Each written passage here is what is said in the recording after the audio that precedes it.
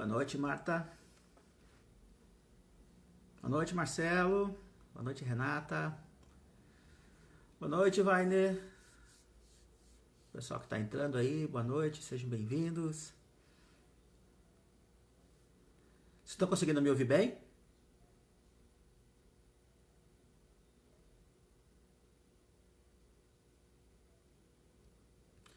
Boa noite, Vânia.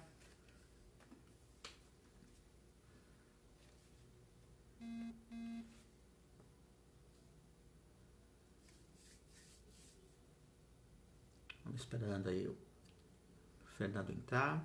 Obrigado, Renata.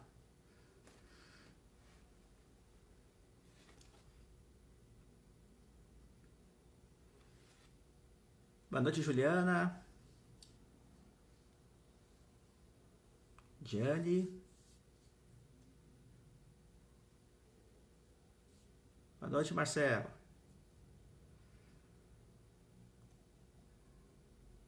Grande Ataliba. Como é que tá, meu irmão? Tudo tranquilo?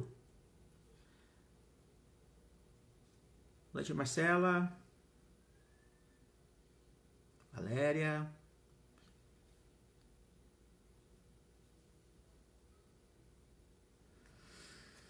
Estamos aqui no aguardo do Dr. Fernando Melo. Forte abraço, Ataliba. Wendel. Boa noite, Léo.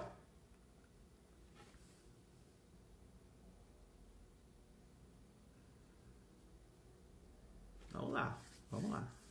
Nosso circuito das lives de direito militar, né? Todo mundo está fazendo. Mas é bom que daí todo mundo está discutindo a matéria, isso é bem legal. Quanto mais gente discutir, melhor.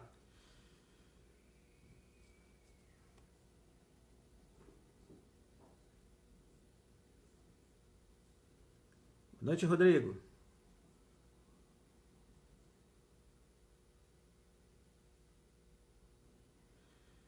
Boa noite, Wendel, meu irmão. Forte abraço para você. Tá frio em Bagé? Grande Ricardo.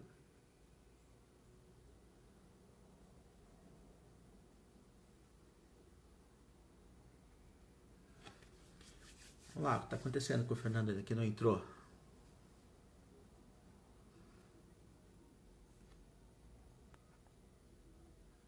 Ah, agora entrou. Boa noite, Fernando.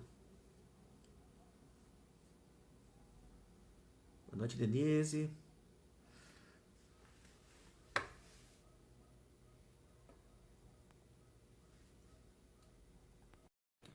Boa noite, Dani.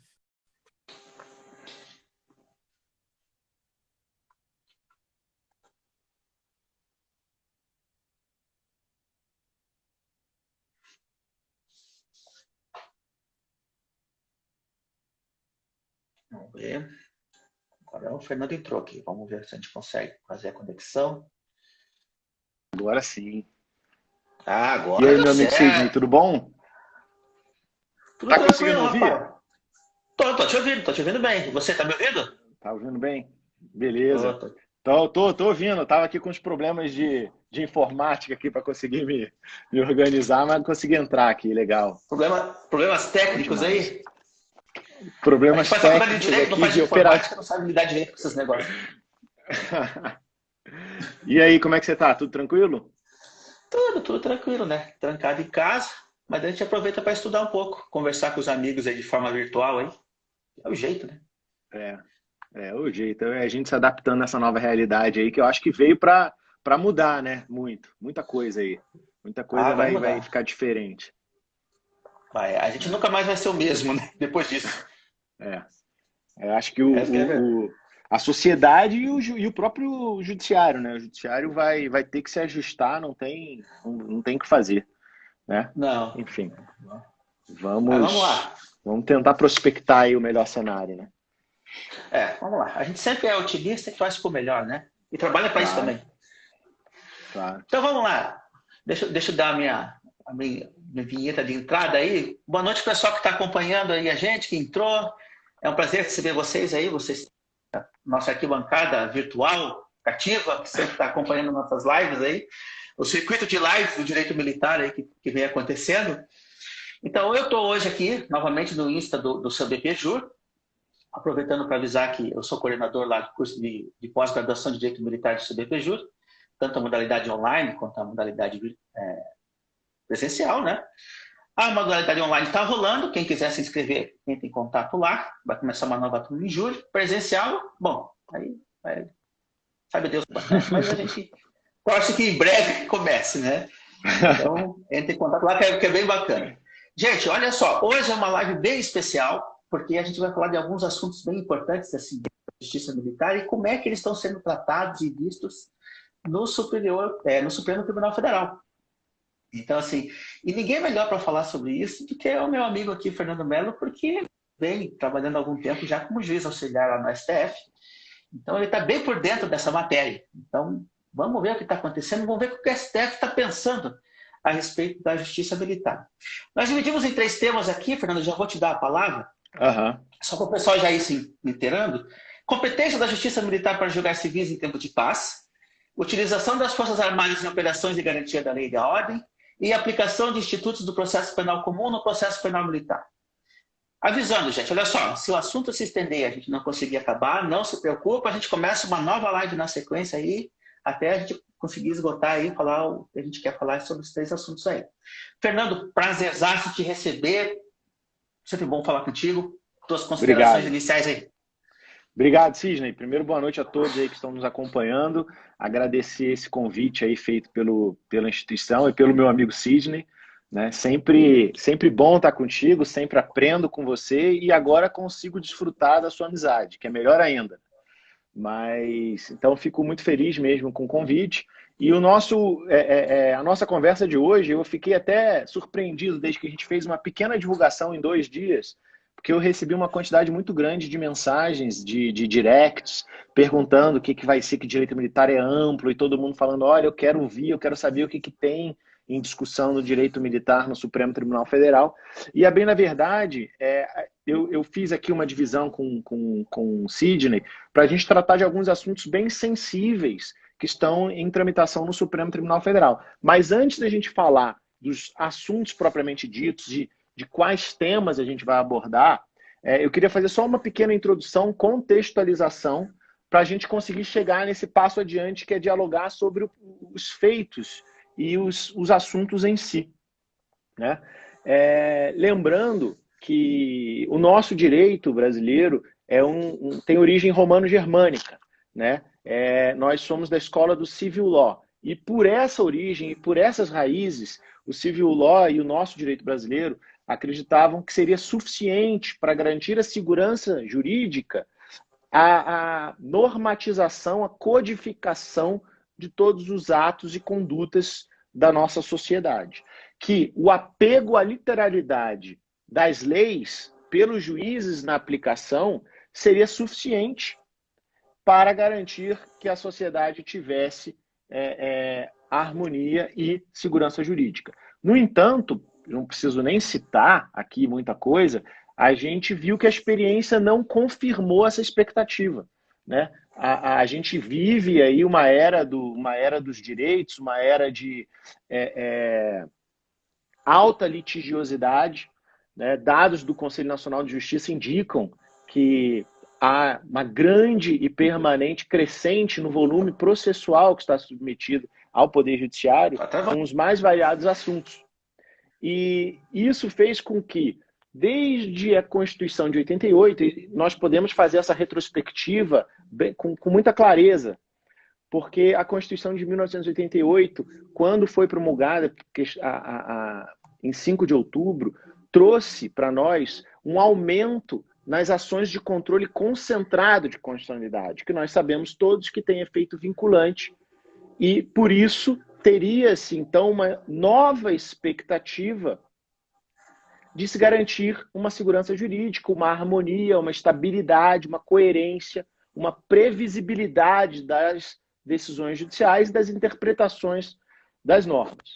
Né? Só que, além desse aumento das ações de controle concentrado de constitucionalidade, nós tivemos também uma ampliação do rol de legitimados a esse controle. Então, de uma vez só, nós tivemos uma abertura muito grande ao controle concentrado de constitucionalidade, o que é claro, é um sinal muito claro de que havia sido reconhecido pelo Poder Constituinte a necessidade de se instrumentalizar uma segurança nas decisões judiciais. E não foi só isso. Depois da Constituição, ainda sob a vigência do Código de Processo Civil de 1973, foi inserido o artigo 476, que era uma nova, clara demonstração agora do Congresso Nacional, na sua atividade legiferante, de alterar esse panorama de desigualdade nas decisões judiciais. Quando eu falo desigualdade, eu quero dizer um grande número de decisões conflitantes, né? Que alguns chegam a chamar, Marinoni chega a chamar de loteria judiciária. E esse incidente de uniformização da jurisprudência veio já no Código de Processo Civil de 73, claro que inserido, né, recentemente, né, pouco tempo antes da entrada em vigor do novo Código, mas já também dando novas demonstrações e novas indicações de que nós tínhamos que caminhar nessa trilha, na trilha das decisões previsíveis e seguras. Quando sobreveio, então, o Código de Processo Civil de 2015, e aí também é um código absolutamente inovador no aspecto da segurança jurídica, trouxe o artigo 926 do CPC, que diz que os tribunais devem manter uma jurisprudência íntegra, coerente, estável, previsível, e alargou ainda mais o campo de ações ações judiciais que vinculam o próprio Poder Judiciário. E, como último ponto nessa contextualização, recentes julgamentos do Supremo Tribunal Federal em sede de controle subjetivo, ou seja, aquelas ações em que, teoricamente, os efeitos de suas decisões surtiriam efeitos apenas entre as partes. E o Supremo amplia isso para o nosso caso do direito militar, o habeas corpus 127.900, de relatoria do ministro Toffoli, que foi um julgamento plenário unânime do Supremo Tribunal Federal. Salvo engano, no dia do julgamento só estava ausente o ministro Fux, mas o plenário do Supremo Tribunal Federal, julgando um habeas corpus, uma ação de índole subjetiva, fixa um verbete, e para nós do direito militar, que é a nossa inversão da ordem do interrogatório, passando lá do primeiro ato, como previsto no Código de Processo Penal Militar, para o último ato da instrução processual penal, por uma série de razões, por, a bem na verdade, se entender, se concluir que era mais benéfica à defesa esse momento processual. E aí, Sidney, a gente vê que o Supremo, não satisfeito apenas com as ações do controle concentrado, que vinculam formalmente, a súmula vinculante é outro exemplo disso, nós temos indicativos de precedentes recentes do Supremo Tribunal Federal que em ações de controle subjetivo fixam teses jurídicas, está lá no 127.900, fixa a seguinte tese jurídica, 2 pontos e vem praticamente um verbete sumular, é como se ele estivesse simulando dentro de um HC. E o mais curioso, esse é um ponto que é muito interessante da gente citar, na delimitação nossa do direito militar, do direito penal, processual penal militar, é que, além disso ser um sinal claríssimo da intenção do Supremo Tribunal Federal, o STM reconheceu a autoridade dessa decisão e a súmula que tinha, esse 19, não se aplicava ao processo penal militar. Então ele reconhece uma decisão prolatada em ação de uma ação subjetiva, cancela a sua própria súmula, verbete representativo da sua jurisprudência dominante. Então,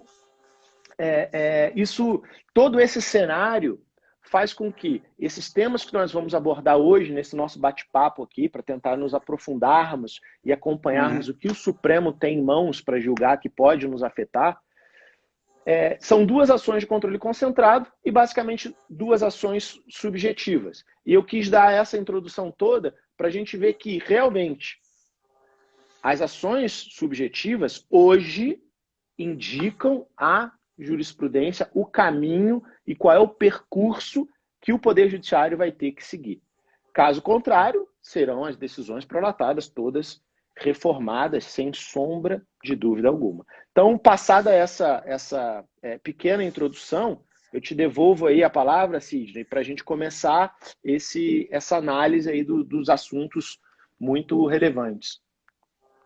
Não, é muito bom você trazer esse universo aí para o pessoal começar a entender qual que é a tendência, né? Porque você parece que é uma tendência e uma tendência que não tem mais volta. Essa questão de abstrativizar o controle difuso.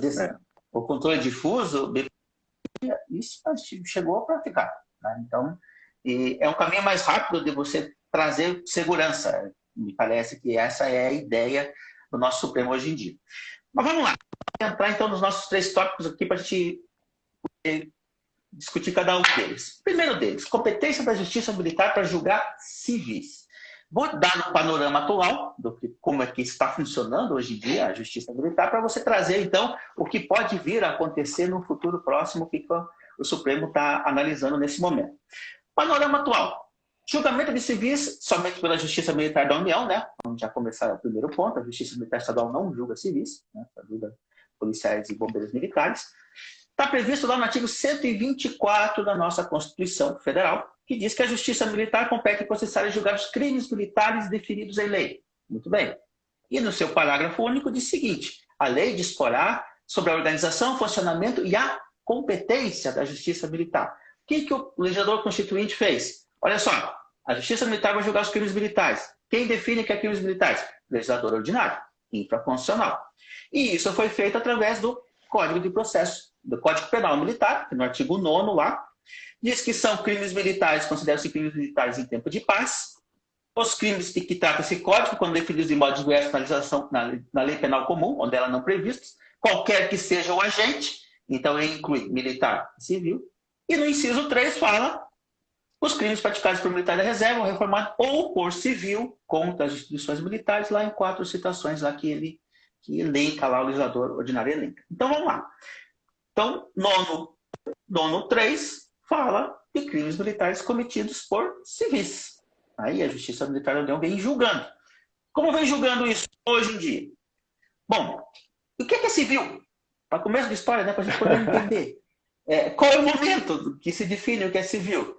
Tem 2 teses rolando aí. Tem a primeira tese que nós, em primeira instância, você que participamos lá do primeiro Congresso de Direito Militar, né, a gente estipulou o enunciado número 1, a gente chegou no consenso, no seguinte, que era preciso, aí deixa eu voltar um pouquinho só para o pessoal entender, né, porque a gente tem que inserir aí o que aconteceu com a Lei 8457 no meio do caminho. Até todos os crimes militares eram julgados por um Conselho de Justiça. Ponto. Não se discutia isso.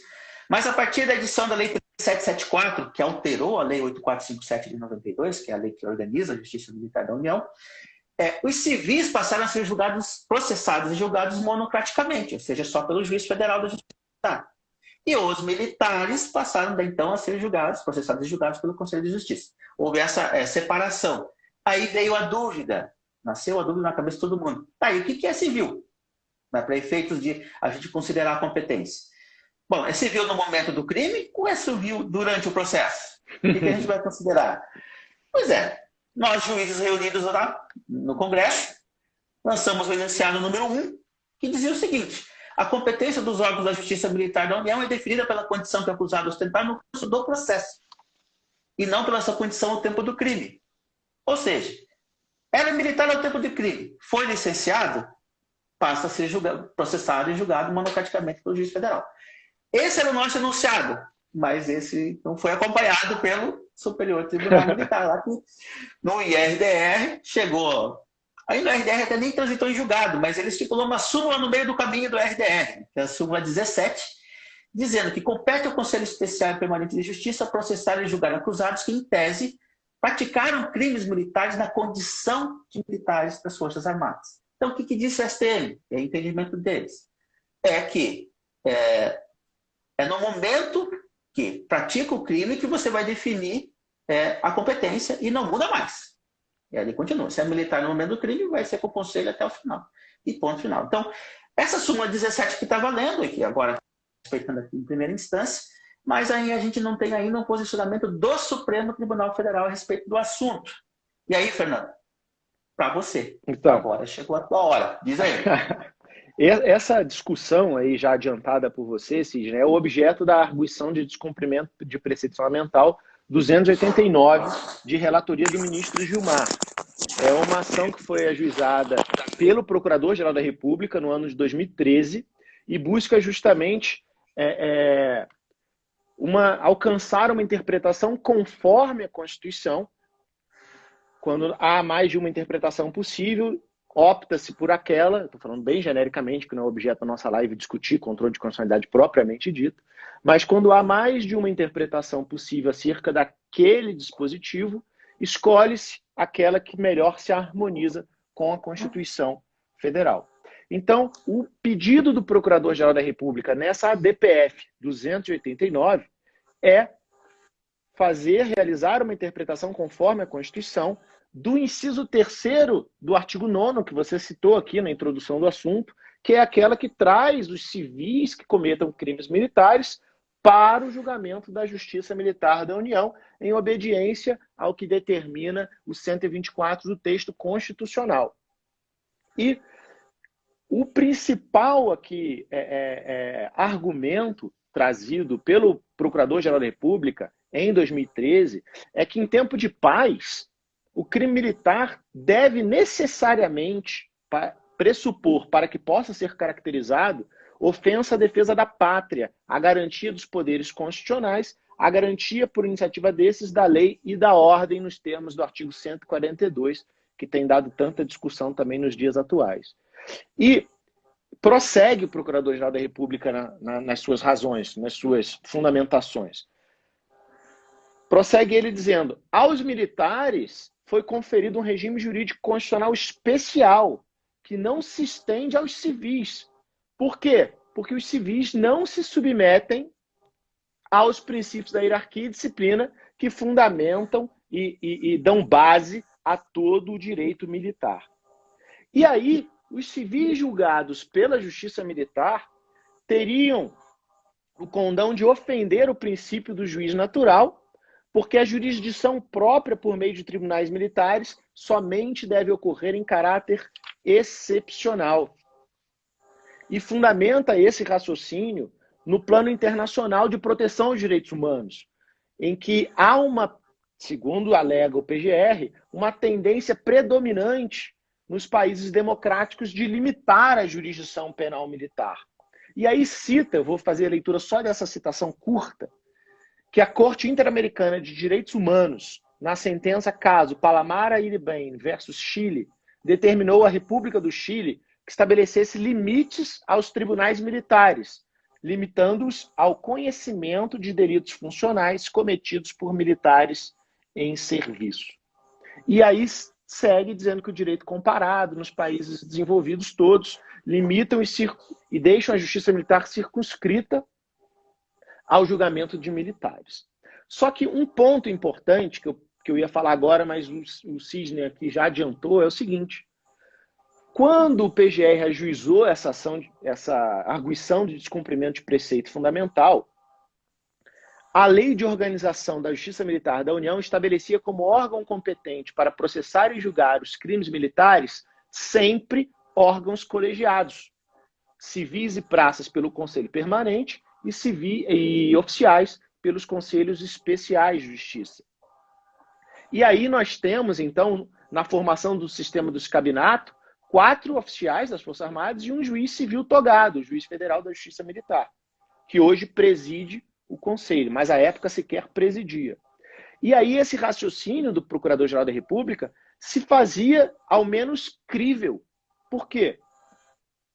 A partir do momento que o civil não se submete aos princípios da hierarquia e disciplina, por qual razão eu colocaria um civil para responder a um crime perante juízes militares, sem conhecimento jurídico, cujo objetivo de existirem era apenas trazer o conhecimento da caserna, absolutamente indiferente ao deslinde daquela ação penal militar.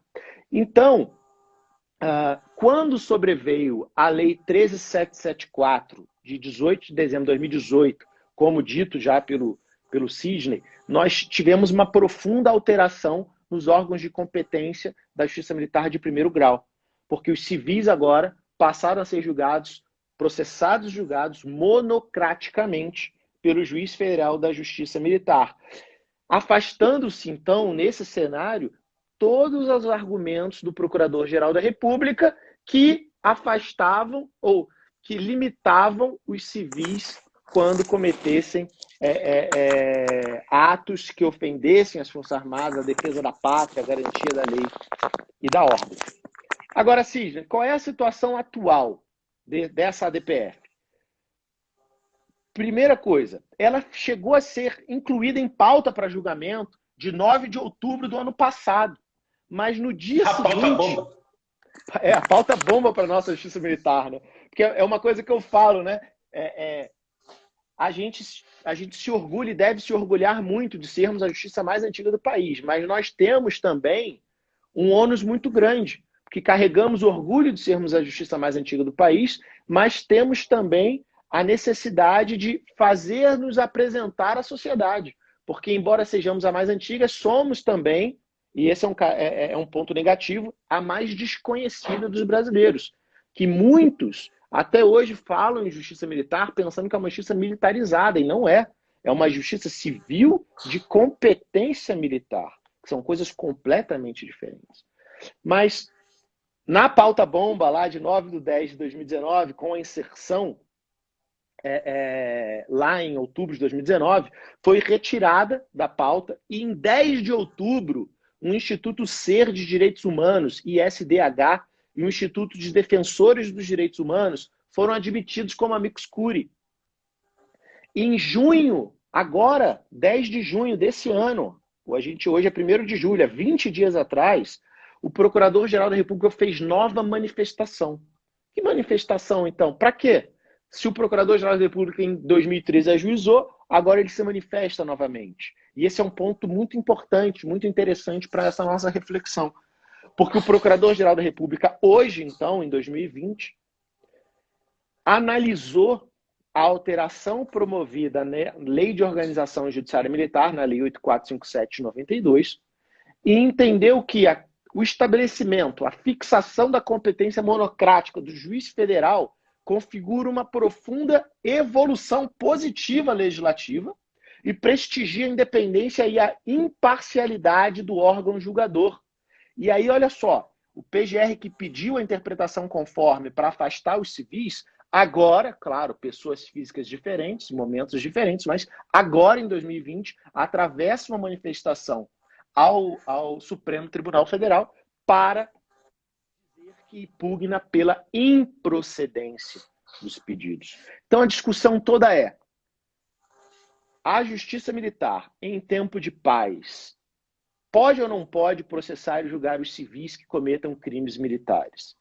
Hoje, o nosso Código Penal Militar, sem sombra de dúvidas, permite, mas isso está sendo discutido no Supremo Tribunal Federal.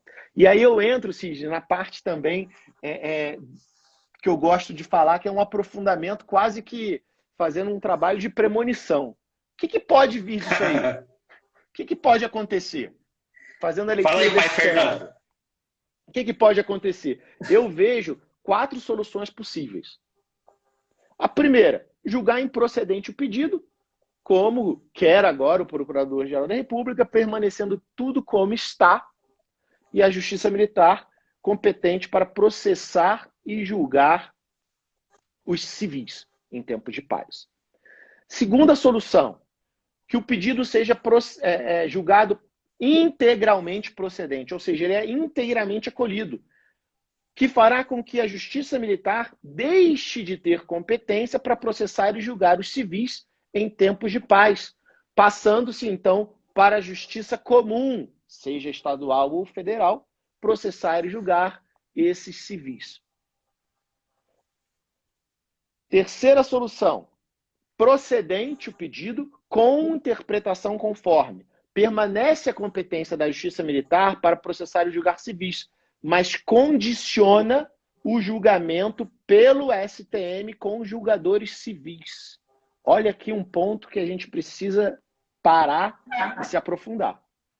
Quando a Lei de Organização Judiciária Militar foi alterada em 2018 para estabelecer e fixar a competência monocrática do juiz federal para processar e julgar os civis, ele resolveu e afastou os argumentos do PGR, nessa ação que eu já disse, no primeiro grau de jurisdição. Mas os recursos, quando vão ao Superior Tribunal Militar, lá se submetem aos cabinatos, cuja composição é de 10 militares, oficiais generais do mais alto posto e todos da ativa das 3 Forças Armadas. Então, se esse argumento prevalecer, eu teria que fazer uma interpretação conforme, mas dizer o seguinte, olha, o juiz de primeiro grau, processando e julgando monocraticamente, singularmente, resolve o problema e pode ser julgado em primeiro grau da Justiça Militar. Mas e o segundo? E o segundo grau? Agora eu preciso fazer uma interpretação conforme para dizer, dos seus 15 ministros STM, forme aqui um colegiado com os 5 civis e aí esses julgam, porque eu não preciso do conhecimento da caserna. Veja, esse é um raciocínio que eu me utilizo dos argumentos do próprio Procurador-Geral da República. Não significa que eu defenda A, B, C ou D, mas é uma solução que pode acontecer. Não tem a menor sombra de dúvidas. A menor sombra de dúvidas. E a quarta solução é que o pedido seja procedente parcialmente, afastando a competência, então, da Justiça Militar da União para processar civis que pratiquem crimes militares quando não houver significativa ofensa aos interesses e valores das Forças Armadas. Aos interesses e valores das Forças Armadas. Nesse ponto aqui, nós já temos alguns precedentes isolados do Supremo que exigem uma ofensa significativa aos interesses e valores das Forças Armadas. Eu tenho uma ressalva só, porque isso entra num grau de subjetividade muito grande. Vai ser caso a caso. E um processo penal, anos depois, para se chegar no Supremo e se entender que não deveria ter sido processado e julgado, seja na militar ou seja na comum, importará possivelmente na prescrição. E aí nós temos uma estrutura gigantesca de poder judiciário, um jus puniendi, uma persecução penal que ficará a ver navios. O Marcelo, aqui, Estrela, está perguntando se seria um órgão especial. Essa interpretação conforme, acredito eu, que redundaria em um órgão fracionário. Né? Mas, ao mesmo tempo, uma turma. Mas engraçado que é um órgão fracionário, mas que, a bem da verdade, engloba todos os julgadores que podem julgar. Né? É um órgão fracionário do tribunal, mas de 5 presentes. Né? É engraçado, né? Mas sim, aí a saída, se isso acontecesse, né, se isso vier a acontecer, o Supremo assim decidir, aí o STM vai ter que normatizar qual vai ser a sistemática de tudo isso. Né? O interessante, Fernando, assim, só para complementar o que você vem dizendo aí, é que para fazer isso é regimental, né? Claro, regimental. Não tem nem de lei para fazer. Então, para ver como é fácil. Fácil de resolver. Fácil de resolver. Facílimo de resolver. Agora, um ponto importante também, ainda en passant na discussão, é que o Ministério da Defesa, o Comando do Exército, o Comando da Marinha, o Comando da Aeronáutica, a Advocacia Geral da União e o STM se manifestaram pela improcedência do pedido. Então, olha só, todas essas instituições, os 3 comandos das 3 Forças Armadas, o Ministério da Defesa, a AGU, o STM e agora o PGR de 2020 se manifestaram pela improcedência para tudo ficar como está. É isso que vai acontecer? Só o tempo dirá. Nós devemos ter aí, como você chamou carinhosamente, de pauta-bomba, talvez em breve. Vai reunir tudo de novo. E eu lembro que, numa conversa que nós tivemos anteriormente, inclusive numa palestra que você também me convidou, no Rio, na Escola Superior de Guerra, toda vez que a gente se reúne para falar de direito militar, a gente fala de deserção, drogas, insubmissão, às vezes um estelionato, né, previdenciário, aí, como o STM entende. Nós falamos da criação da Justiça Militar em 1808, em 1º de abril, pelo príncipe regente Dom Dom João, José. que veio de uma Europa convulsionada por guerras napoleônicas, chegou aqui com um decreto com força de lei, criou a justiça militar, né, o Supremo Tribunal de Conselho, né, Conselho Supremo Militar de Justiça. Exatamente. Isso tudo nos orgulha e deve nos orgulhar. Porém, hoje nós temos que enfrentar novos temas, sem esquecer desse nosso histórico, né? Mas nós temos que enfrentar novos temas, porque a sociedade nos impõe esse enfrentamento. O Supremo Tribunal Federal nos impõe esse enfrentamento. E fechar os olhos não faz o problema desaparecer, né? Então, acho que a gente tem que ver isso com... É pior, a gente tem que enfrentar isso, porque o que nós queremos é um processo penal com rigidez, né?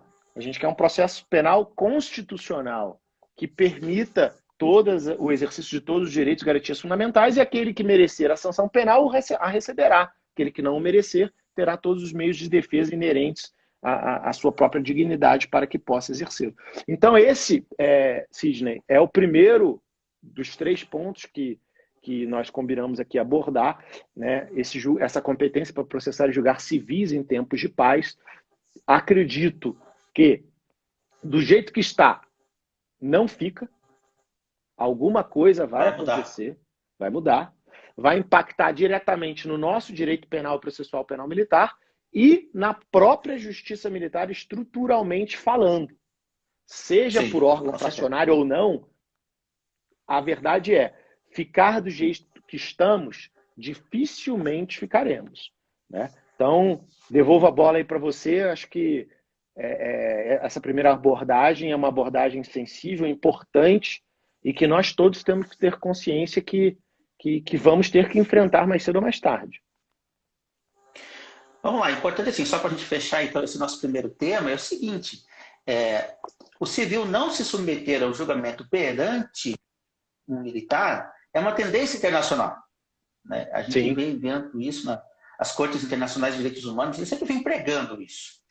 Com a edição da Lei 13774, a gente quase resolveu tudo. Né? Porque atualmente o civil, em primeira instância, não se submete ao julgamento perante o militar. Então, está faltando resolver mais um pedaço. Assim, no meu sentido, me parece que seria o caminho mais lógico a seguir, né? Que você mantenha o civil perante um juiz togado em primeira instância, perante juízes togados quando for analisar o recurso, resolver o problema, né? Estamos atendendo o anseio internacional em relação aos direitos humanos, o que se prega por aí. Outra coisa, vamos lá. Por que o civil responde perante a justiça militar? Mas ele não submete a hierarquia e disciplina, então por que ele está lá na justiça militar? Porque o crime cometido contra as instituições militares federais é muito grave, pela destinação das Forças Armadas. Defesa da pátria, dos poderes constitucionais e da garantia da lei e da ordem, se a gente parar para pensar, são todos ligados à própria existência do Estado Democrático de Direito. Então, o crime cometido, seja por um militar, seja por um civil, contra as Forças Armadas, acaba afetando a sua regularidade. E acaba afetando essa destinação que ela tem, a defesa desses institutos e dessa finalidade que são tão importantes para a própria existência do país. É por isso que é grave. Né? Então, não é só porque se submete à hierarquia e disciplina que existe a justiça militar para tratar dos militares. É também em relação ao civil, em função da gravidade da conduta dele. Aí, pela importância da instituição ofendida, né, que a gente podia falar assim. Então, só para arrematar essa questão da primeira instância, né? Eu torço que essa seja a letra C que você indicou, seja a que seja adotada, porque me parece que é a mais coerente para a própria existência da justiça militar e para o aprofundamento da matéria aí. Mas vamos lá. O segundo agora ponto. Sidney, agora você me fez lembrar de outro assunto quando você falou do direito internacional aí, dos direitos humanos, nesse sistema de proteção internacional. Porque todos esses precedentes que são utilizados da Corte Interamericana de Direitos Humanos, elas versam sobre países em que a justiça militar é uma justiça que integra as próprias forças, né? Que são não são órgãos, são cortes marciais, não são órgãos do Poder Judiciário. Então, aqui no Brasil, nós temos uma justiça militar que integra o Poder Judiciário. Não são cortes marciais que se realizam julgamento. Então a gente tem que fazer esse distinguishing também no próprio argumento do requerente, porque ele se utiliza de precedentes que não se aplicam à realidade do nosso país, né? Acho que é mais um ponto para reflexão. Não, é verdade, você tem razão aí. Mais uma coisa para a gente agregar aí no que a gente está pensando. Mas vamos lá para o nosso segundo ponto, nosso segundo tema. Utilização das Forças Armadas em operações de garantia da lei e da ordem. Isso dá uma confusão, dá uma briga, dá. Vamos falar o panorama atual, como é que está. Vamos lá. Há emprego das Forças Armadas em situações em que os estados não conseguem manter a lei e a ordem, principalmente em situações ligadas à segurança pública. É assim que vem acontecendo. Tá? Vamos lá. E por que isso acontece? Porque lá, acabei de bem agora há pouco, né? O artigo 142 da Constituição Federal coloca em uma das 3 destinações das Forças Armadas, lá a última, a garantia da lei e da ordem por iniciativa de qualquer poder constitucional. Então, é uma destinação das Forças Armadas. Então, é uma finalidade dela fazer isso. E diz no parágrafo 1º que lei complementar estabelecerá as normas gerais a serem adotadas na organização, no preparo e no emprego das Forças Armadas. Que lei complementar é essa? Lei Complementar número 97 de 1999. E ela traz lá no artigo 15 justamente o emprego das Forças Armadas na defesa da pátria e na garantia dos poderes constitucionais da lei e da ordem, e diz quando isso pode acontecer. Aí tem o parágrafo 2º, que fala que a atuação das Forças Armadas da garantia da lei e da ordem, por iniciativa de quaisquer dos poderes constitucionais, ocorrerá de acordo com as diretrizes baixadas em ato do Presidente da República, após dotados os instrumentos destinados à preservação da ordem pública e da incolumidade das pessoas e do patrimônio, né? Relacionados ao artigo 144 da Constituição Federal, que é lá da segurança pública, que fala a Constituição Federal. E o parágrafo 7º, que isso vai nos interessar muito, o Fernando já vai dizer por quê, que diz que a atuação do militar, nos casos previstos nos artigos 3, 14 e 15 os anteriores, e na defesa civil, no final, é considerada atividade militar para fins do artigo 124 da Constituição Federal, 124, lembrando lá, que é da competência da Justiça Militar. Então, o que está dizendo o parágrafo 7º? Olha, quando os militares das Forças Armadas estão atuando na garantia da lei e da ordem, o que eles estão fazendo é considerado atividade militar, e se porventura cometerem um crime, esse crime é militar e vai ser julgado pela Justiça Militar da União. Pois bem, em relação a operações de garantia da lei e da ordem, isso começou desde 1992, de utilização da garantia da lei e da ordem. Foi a ECO 92, lá no Rio de Janeiro, que começou com essa história. E de lá para cá vem acontecendo muito. Quase todo ano nós temos uma operação de garantia da lei e da ordem ligada a algum evento. Para vocês terem uma ideia, até maio de 2020, são 142 operações de garantia da lei e da ordem. Isso está lá no site do Ministério da Defesa. Muitas ligadas a eventos. A gente começou com a ECO 92, nós tivemos a Copa do Mundo de 2014, os Jogos Olímpicos de 2016, né? E até o último, que foi a cúpula do BRICS em Brasília em 2019. Foi a última GLO de evento. Mas não é só em evento que atua as Forças Armadas na GLO. Nós tivemos muitas greves de policiais militares. Foram 26 desde que se começou a usar. Então, várias. Recentemente nós tivemos uma no Espírito Santo, que curiosamente eu estava lá. Eu era o juiz responsável para atender os quadrilhos lá quando acontecia os desacatos e os desrespeitos e a coisa toda lá. E a última foi de março de 2020, que foi lá no Ceará, a última greve de militares que teve atuação também da GLO. Então, mas nós também temos GLO para garantir eleições. Isso, toda eleição tem uma operação de garantia da lei e da ordem pelas Forças Armadas, para evitar a violência urbana e para garantir a ordem pública das mais variadas. Então, olha só.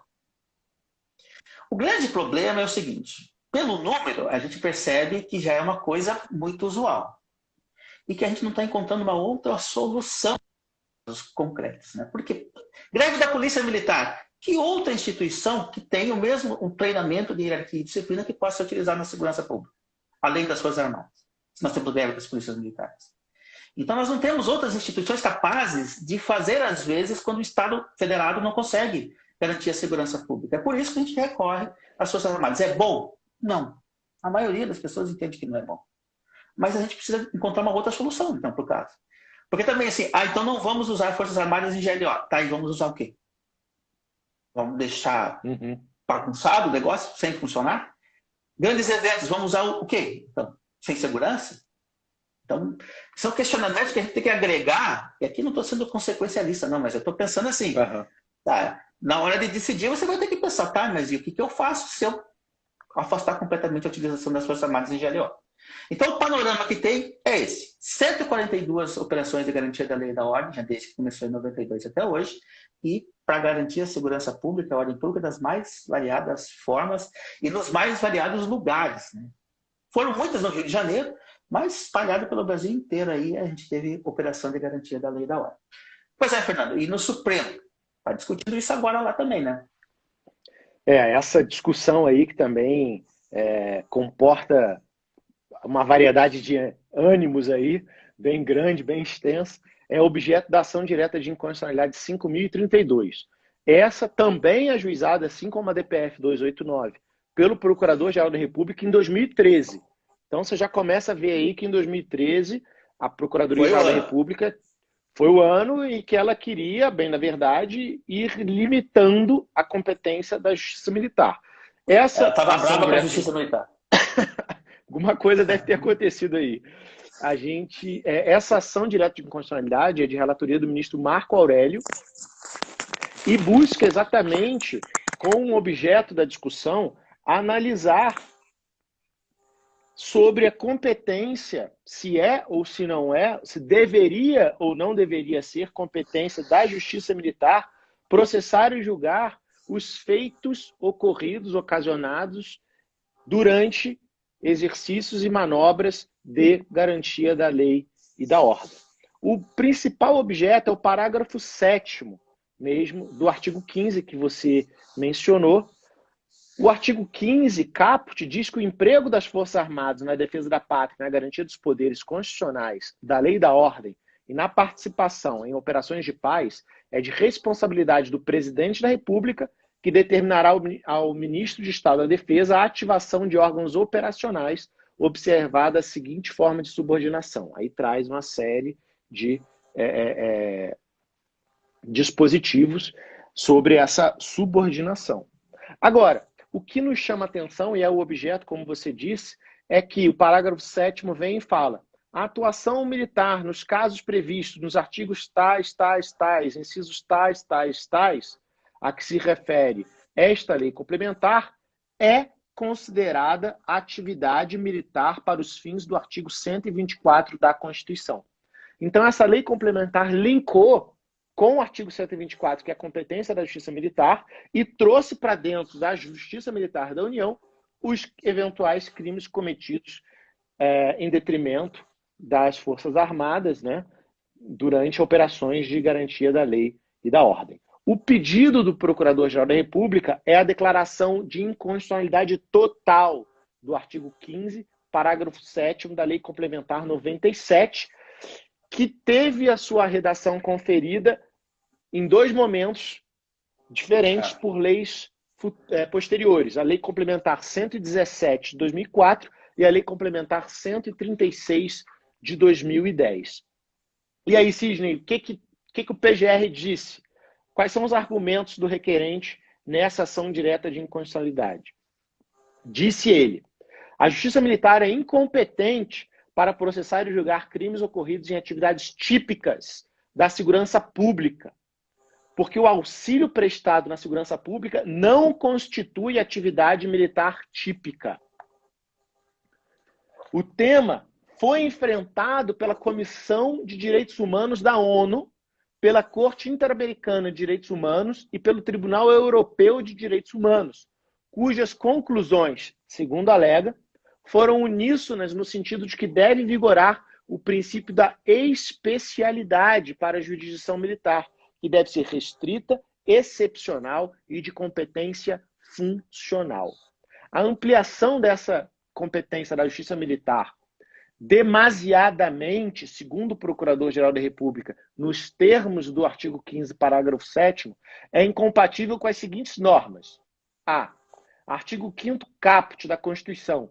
uma vez que estabelece foro privilegiado sem que o crime tenha relação com funções tipicamente militares.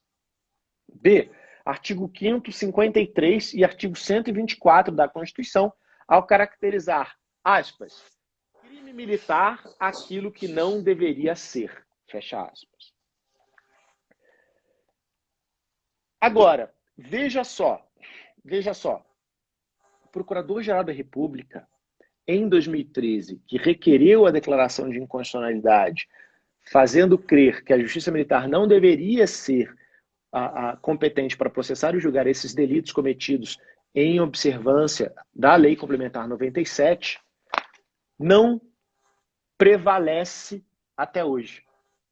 Posteriormente, com a alteração do Procurador-Geral da República, houve uma nova manifestação da PGR, assim como nós acabamos de falar na DPF 289, uma nova manifestação da Procuradoria-Geral da República pugnou pela improcedência do pedido.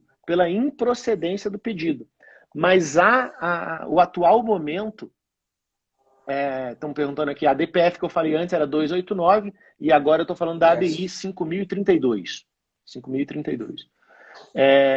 Só que, Cisne, esse nosso feito é diferente, porque o processo já se iniciou, já começou o julgamento. Qual é a situação atual, então? Iniciado o julgamento em 5 de abril de 2018, completou 2 anos o início do julgamento, houve um pedido de vista pelo ministro Luiz Roberto Barroso, após o relator julgar improcedente o pedido, ou seja, o Marco Aurélio julgou improcedente o pedido, no que foi acompanhado pelo ministro Alexandre de Moraes, ou seja, Marco Aurélio e Alexandre de Moraes julgaram improcedente o pedido, permanecendo tudo na competência da Justiça Militar, mas o ministro Edson Fachin abriu divergência, retirando, segundo ele, da Justiça Militar esses delitos em GLO. Aí, quando houve a abertura de divergência, o ministro Luiz Roberto pediu vistas e vai levar a julgamento o seu voto vista, que também entrou na pauta em outubro de 2019, segundo ponto aí que o Sidney chamou de pauta-bomba, para a Justiça Militar, né? Mas foi retirado e até hoje ainda está pendente de julgamento. A gente sabe aí que o Supremo Tribunal Federal, na presidência do ministro Dias Toffoli, tem conseguido implementar um ritmo maior, mais acelerado de julgamentos, tem cumprido mais a pauta, mas ainda não foi possível o julgamento de todos esses feitos da Justiça Militar. E aí, Sidney, fazendo de novo aquela análise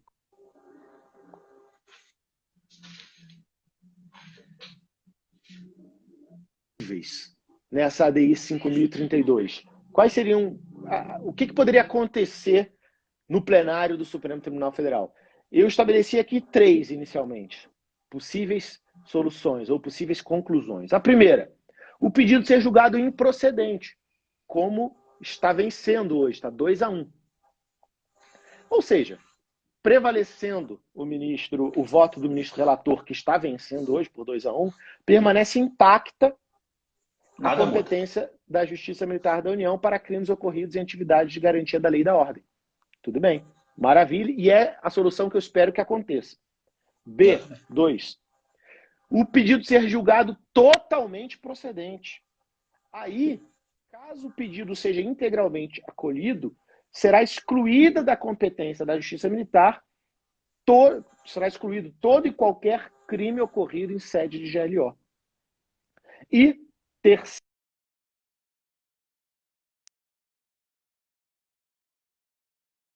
também ser possível uma interpretação conforme a Constituição, julgando procedente o pedido, e aí exigir, diante do caso concreto, para a caracterização daquele feito, daquele fato, como crime militar, uma significativa ofensa a interesses e valores essenciais às Forças Armadas. Como eu disse, tem precedentes isolados que caminham nesse sentido, né? Até quando já enfrentou o desacato a militar, em situações análogas a essa, há precedentes do STF que exigem significativa ofensa a valores essenciais das Forças Armadas.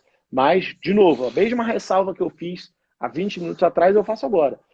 Acredito que essa terceira solução é a pior de todas, porque não vai solucionar a questão da segurança jurídica. Não soluciona. Acho que piora. Piora, exatamente, piora. E o que nós queremos, independentemente que não prevaleça, o que eu gostaria que prevalecesse, que é a primeira alternativa. Que o pedido fosse totalmente improcedente. Mas que defina que pior do que uma decisão com a qual não concordamos,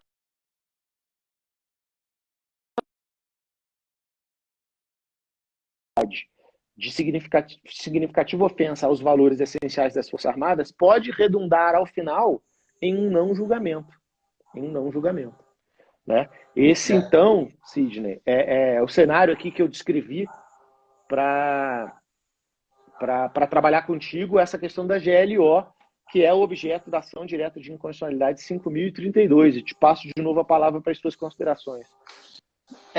Na verdade, assim, só respondendo ao Marcelo que está falando se não haveria resistência dos comandantes militares e dos comandos militares. A resistência há. As Forças Armadas não querem essa mudança. Então, é pacífico.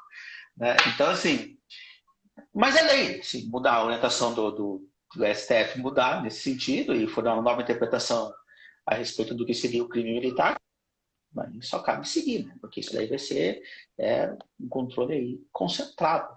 Né? Então, com certeza. Tem jeito. Isso aí dá. Esses assuntos aí, Sidney, um desses, dá um trabalho magnífico de conclusão de pós-graduação aí para quem quiser. Qualquer um deles. Qualquer um que a gente está falando aqui dá um trabalho bem legal aí, uma monografia bem bacana. Então, assim, é importante a definição. Fernando, assim, eu chamo de pauta-bomba, mas eu vou te falar, eu queria que concentrasse tudo nisso. Porque parava essa questão da gente trabalhar na base da suposição do que vai acontecer. E se você julgar tudo junto, pelo menos a chance de ter coerência no julgamento é maior. Né? Vamos usar um fundamento que vai aplicar para tudo. Né? Porque se você julgar de forma separada, pode ser que num dia jogue de um jeito e no outro dia jogue do outro com os fundamentos diferentes. Né? Então, para mim, julgar junto é bom por causa dessa questão. Então, seria para poder definir, para ter coerência, que é o que a gente está buscando. Né? Você falou desde o começo, a gente precisa ter segurança jurídica, tem que ter coerência sistêmica. Eu gosto muito desse termo, coerência sistêmica. O sistema todo tem que fazer sentido. Não basta uma parte dele só. Até para que ele seja forte, mas coeso, ele precisa ter todo o sistema fazendo sentido. Fernando, olha só, está acabando a nossa hora nesses dois primeiros assuntos aí. Eu vou encerrar essa live aqui, desses dois primeiros. Eu já vou começar outra, gente, olha só. Fique aí, voltem em segundos, né, que a gente vai tratar do nosso terceiro assunto aí. Tá? Beleza. Então, estou encerrando aqui.